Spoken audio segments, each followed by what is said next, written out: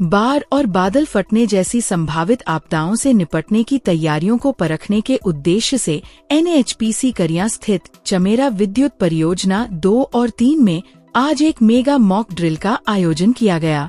इस दौरान विभिन्न आपदा परिस्थितियों को ध्यान में रखते हुए राहत एवं बचाव कार्यों का पूर्वाभ्यास किया गया। मॉक ड्रिल के तहत रावी नदी के किनारे जलस्तर में अचानक वृद्धि, राष्ट्रीय राजमार्ग 154 पर रजेरा क्षेत्र में भारी भूस्खलन और विद्युत केंद्र में शॉर्ट सर्किट के कारण आग लगने जैसी घटनाओं का सिमुलेशन किया गया।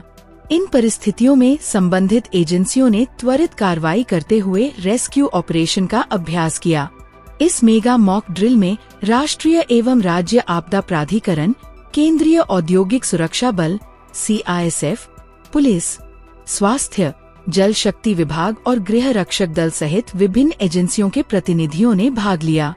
इस मौके पर चमेरा पावर स्टेशन 2 के परियोजना प्रमुख अजय श्रीवास ने बताया कि इस मॉक ड्रिल का उद्देश्य बाढ़ और बादल फटने जैसी आपदाओं से निपटने की तैयारियों को परखना था।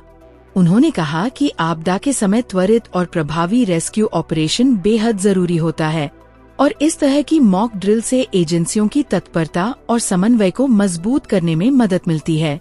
उन्होंने सभी सहभागी एजेंसियों का सफल आयोजन के लिए आभार भी जताया।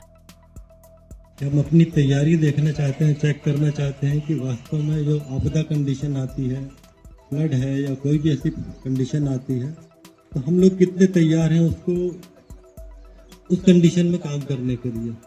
तो जो लोकल एडमिनिस्ट्रेशन है, जैसे NDRF है, होम गार्ड है, पुलिस डिपार्टमेंट है, CISF है, SDRF है और हमारी मेडिकल टीम और जो डिस्ट्रिक्ट की मेडिकल टीम है, उन सभी का धन्यवाद।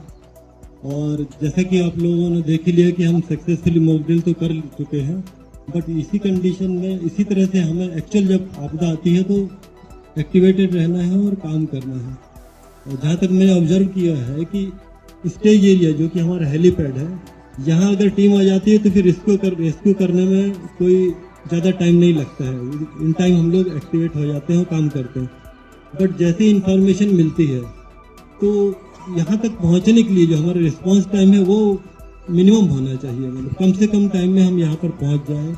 और उस चीज़ में थोड़ा सा मुझे लैग लग रहा है, उसके लिए हमें थोड़ा सा आगे ट्राई करनी होगी कि नेक्स्ट टाइम हम बेटर कर पाएँ। क्योंकि वास्तव में जब ये आपदा आती है तो फिर हम जितने जल्दी एक्ट करेंगे उतने जल्दी हम रेस्क्यू ऑपरेशन कर सकते हैं। और मुझे उम्मीद है कि इसी तरह से आगे भगवान ना करे कि कभी जरूरत पड़े इस तरह के एक्शन करने की, लेकिन अगर कोई मौका आता है तो हम तैयार रहें और इसी तरह से एक्ट करें। तो आप सभी लोगों का बहुत बहुत धन्यवाद। Thank you very much.